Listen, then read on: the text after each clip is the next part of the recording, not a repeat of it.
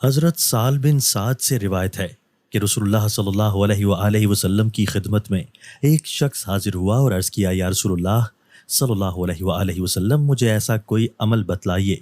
کہ جب میں اس کو کروں تو اللہ بھی مجھ سے محبت کرے اور اللہ کے بندے بھی مجھ سے محبت کریں۔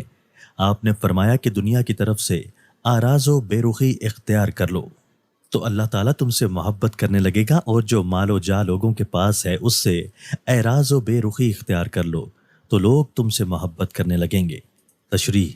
زہد اور اس کے ثمرات و برکات۔ زہد کے لغوی معنی کسی چیز سے بے رغبت ہو جانے کے ہیں، اور دین کی خاص اصطلاح میں آخرت کے لیے دنیا کے لذائذ و مرغوبات کی طرف سے بے رغبت ہو جانے اور عیش و تنعم کی زندگی ترک کر دینے کو زہد کہتے ہیں۔ رسول اللہ صلی اللہ علیہ وآلہ وسلم نے اپنے عمل سے بھی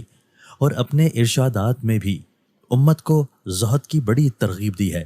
اور اس کے بہت کچھ دینوی اور اخروی ثمرات و برکات بیان فرمائے ہیں۔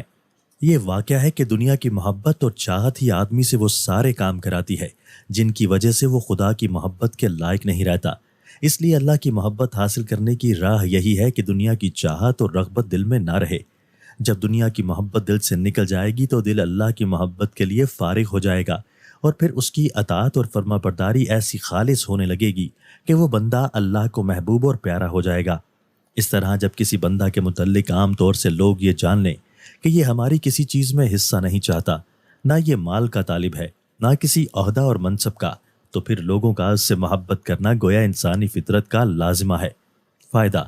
زہد کے بارے میں یہ ملحوظ رہنا چاہیے کہ جس شخص کے لیے دنیا کی لذتیں اور راحتیں حاصل کرنے کے مواقع ہی نہ ہوں،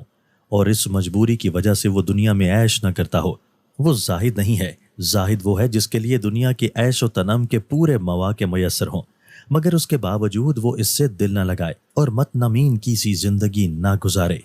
کسی شخص نے حضرت عبداللہ بن مبارک کو زاہد کہہ کر پکارا۔ انہوں نے فرمایا کہ زاہد تو عمر بن عبدالعزیز تھے کہ خلیفہ وقت ہونے کی وجہ سے دنیا گویا ان کے قدموں میں تھی، لیکن انہوں نے اس سے حصہ نہیں لیا۔